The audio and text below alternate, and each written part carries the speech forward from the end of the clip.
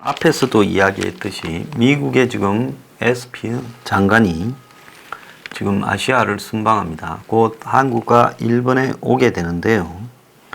자, 어제 지금 이 호주하고 뉴질랜드를 이제 들르고 있는데, 자, 여기서도 지금 직설적으로 이야기를 했습니다. 뭔가 하면 미국이 INF 러시아와의 중거리 핵 조약에서 탈퇴한 것은 지금 미국이 신형 중거리 미사일을 만들어서 아시아에 이렇게 배치하겠다. 그것 때문에 탈퇴했고, 그 이유는 중국이 지금 엄청난 많은 양의 중거리 미사일을 지금 배치해 놓고 있는데, 미국이 여기에 속수무책이라서 중국에 대응하기 위해 하나의 국가가 인도나 태평양을 지배해서는 안 된다. 자, 그래서 어제 호주 시드니에서 미국과 호주의 동맹에 대해서 말을 한 뒤 호주가 강대국 중국을 얼마나 걱정해야 되느냐 하는 질문에 우리는 오랫동안 중국의 행동을 방심하고 있었다. 그래서 이제는 이런 중국의 행동에 대해서 우리가 손을 써야 된다라고 말하며 중국의 돈에 현혹되어서 중국에 이렇게 빠졌다가 나중에 후회할 일을 하지 말고 영혼을 팔지 말라고 좀 강하게 이야기를 했습니다. 그래서 미국은 태평양 국가이고 우리 국가 방어 전략은 우리가 태평양에 최우선을 두고 있다라는 거다라고 명확하게 하며 미국이 앞으로 이 인도 태평양에서 다른 나라를 희생시키면서 이 지역을 재편하려고 하는 중국의 시도를 그냥 놔두지 않겠다. 자, 이렇게 말을 했습니다. 지금 미국은 중국이 둥펑 중장거리 미사일을 배치한 이래 2016년 이래 현재 정밀 타격용 중단거리 미사일만 2,500개, 제가 대충 2,400~500개 될 거라 하지 않았습니까?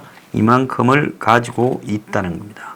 그래서 중국을 중심으로 제1열도선이라고 부르는 공간, 그리고 제2열도선이라고 부르는 공간, 이 부분들을 지키겠다 이렇게 말을 하고 있는데, 그걸 미사일로서 지금 이 850, 1500, 그리고 2000, 3300, 4000 이런 식으로 단계별로 거리가 있는 미사일을 가지고 쭉 배치해 놓고 있습니다. 그래서 미국이 중국과 무역 전쟁을 하면서도 이제 이 중거리 미사일을 아시아에 배치를 해서 중국을 포위하는데 동맹들이 다 붙어라, 이렇게 지금 말을 하면서 신임 국방장관이 중거리 미사일 배치를 가장 우선시하면서 아시아, 오세아니아를 돌고 있어요.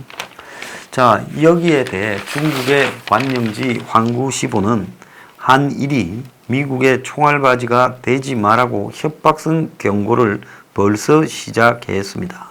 한국과 일본 이 말은 먼저 해야 되겠다며 협박성 문구를 지금 중국의 황구시보 이 사설의 제목으로 뽑았습니다. 한국과 일본은 중국과 러시아 미사일이 겨냥하는 밀집 표적이 되지 말아야 하고 미국의 기세 등등한 아시아 정책의 총알바지가 돼서는 안 된다라고 말을 하면서 이 미국의 요구에 따라 미사일을 갖다 놓으면 너네 그냥 안 둔다, 이렇게 협박을 했습니다.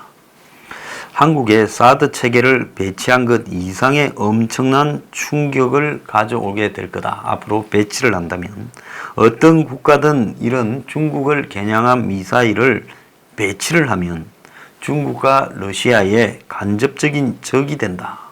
그러니까 각오해라고 협박을 하고, 그런데 생각을 해보면 이 배치하려는 나라가 한국과 일본이 될 것이라고 생각할 수 있는데, 그렇게 될 경우 한일이 이 닥칠 현실은 엄청날 거라고 협박을 하고 있습니다.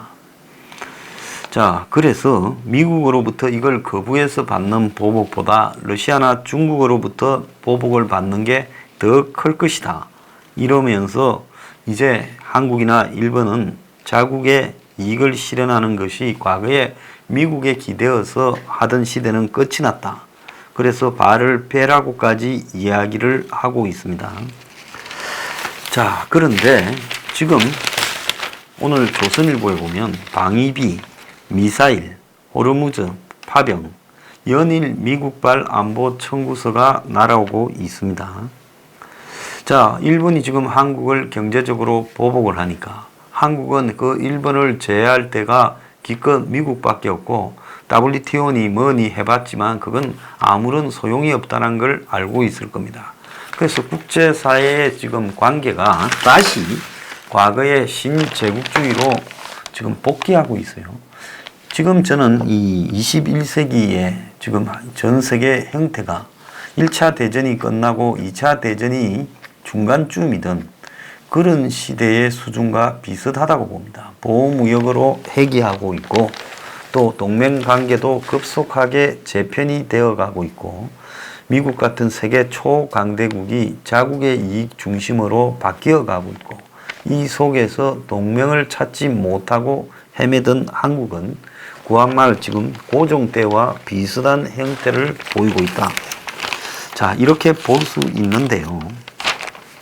지금 기존의 미국과의 동맹은 우리는 이제 잊어야 될 때가 됐다는 겁니다. 외교가에서는 미국이 과거와는 달리 중재를 회피하고 동맹의 청구서만 쏟아내고 있고 청와대는 국익을 우선으로 판단하겠다는 건데 그런데 한국 청와대는 간이 배 밖에 나와가지고 국익 우선을 넘어서서 지금 지소미아 그러니까 미국이 지금 방위비 올리라 6조 미사일 이제 6조가 넘어가죠. 1200이 넘어가니까요. 환율이. 그리고 미사일 지금 중거리 배치해라. 호르무즈 파병해라. 근데 호르무즈에 파병할래 해도 보낼 구축함도 제대로 없다라는 거예요. 1년에 방위비를 50조 가량 쓰면서 돈들을 다 어디다 쓰는지 모르겠어요. 해외 파병할 구축함도 하나 없다라는 게 이게 말이 되냐라는 겁니다. 자, 그런데 한국은 오히려 미국에다가 지소미아 파괴하겠다고 협박을 하고 있으니 상대가 우리한테 빚을 3가지를 받으러 왔어요. 그런데 3가지 빚을 이렇게 받으러 온 사람한테 우리가 상대한테 돈 더 주라고 지금 안 그러면 판 깨겠다고 이렇게 협박을 하는 일이 지금 벌어지고 있는 겁니다. 그러니까 미국으로서는 어이가 없는 상황이 벌어질 것이다라고 보고요. 지금 미국은 한국이 정상적인 인간들이라면 우리가 이 한국에 대해서 발을 빼면 저 나라는 경제 사회적으로 붕괴되고 거의 중국의 식민지처럼 돼갈 거고 북한에 먹힐 거다. 이렇게 보고 미국은 한국에 너네 이제까지 우리가 많이 봐줬지만은 너네들 보니까 별로 어디도 없고 신뢰도 없고 좀 장사꾼 비슷하게 놀고 자빠졌고 우리가 지켜주는데 너네들은 북한 중국에 붙어먹는 모양새까지 놓으니 이제는 옛날 동맹이라고 그냥 넘어가던 것도 계산할 거 계산 좀 하고 가자. 미국이 지금 그렇게 이야기를 하고 있죠. 그런데 그래서 트럼프는 내년 대선을 앞두고 한국과의 관계를 개선하겠다. 그래서 지금 6조가 넘는 환율이 올라가고 있으니까 한국이 내야 될 돈이 점점 올라가고 있어요. 돈을 지금 내라고 했는데 6조까지는 아니라도 한 3조 이상은 내야 되지 않겠나. 그래서 미국이 한국을 시범 케이스로 방위비 분담을 받아내려고 하고 한국 받아낸 다음에 일본, 독일에도 받아내려고 하는 겁니다. 그런데 한국은 급할 거 없고 뭐 신경 안 쓴다 이러고 있어요. 자, 거기에다가 저 호르무즈 배 보내라는데 보낼 배가 없다. 그리고 이제 미사일은 아예 안 된다 할 거고 또 미국이 전술핵 설 운을 띄니까 그거는 꿈에도 생각하지 마라. 지금 그렇게 말을 하고 있습니다. 그래서 중국하고 러시아는 미국을 견제하기 위해 약한 고리인 지금 한국을 파고들고 있다라는 이야기가 나오고 있는데요. 최근 한국이 애매한 외교 정책을 펴면서 이제 중국과 러시아는 한국이 벌써 한미일 동맹에서는 이제 부러진 고리가 되어버렸다. 그래서 최근에 중러가 국방안보 분야에 7개를 합의했는데 그 7개가 연합훈련을 강화해서 약해진 한국을 이참에 완전히 떼내자 지금 이렇게 보고 있는 겁니다. 자, 그래서 지금 앞으로 미국이 이런 걸 요구할 건데, 한국은 지금 군사학 정보 보호 협정을 이렇게 파기를 검토하고 있다고 하니 앞으로 미국하고의 관계가 어떻게 흘러갈지 심히 우려가 됩니다. 대수장에서 성명을 냈는데요.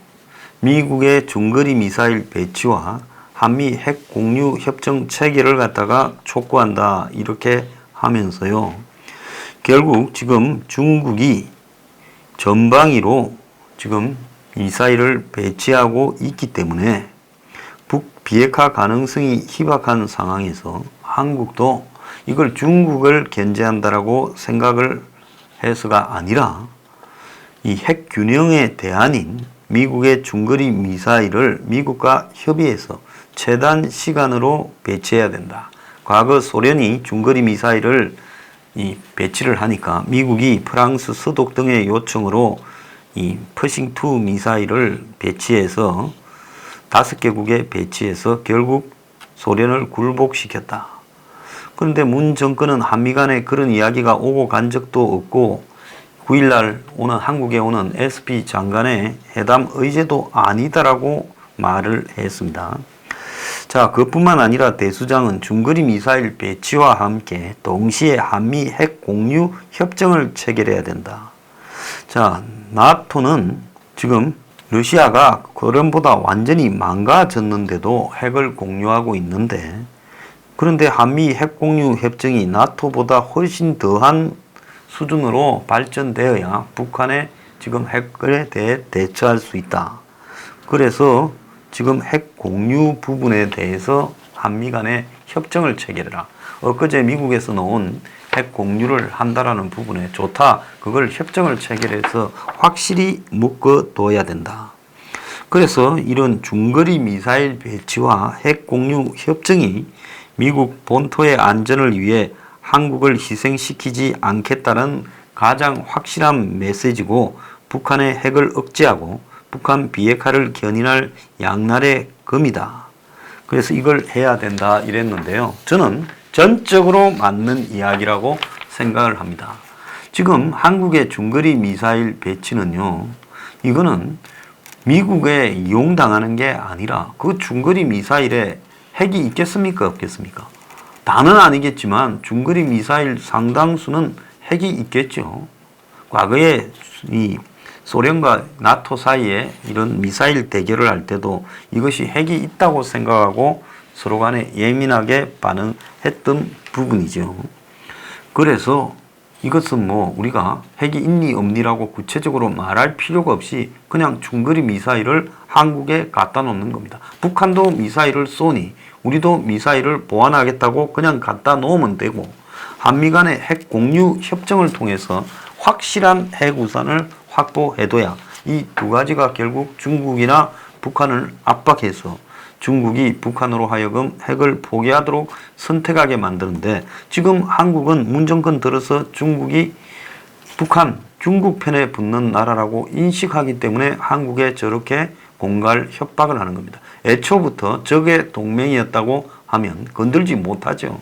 미국이 있고 미국과 확실한 안보 태세를 가지고 있는데 중국이 한국을 어떻게 건드리겠습니까? 경제 보복요? 우리가 일본에 하는 것만큼 강하게 중국에 우리가 경제 보복을 해보세요. 중국이 어떻게 하겠어요?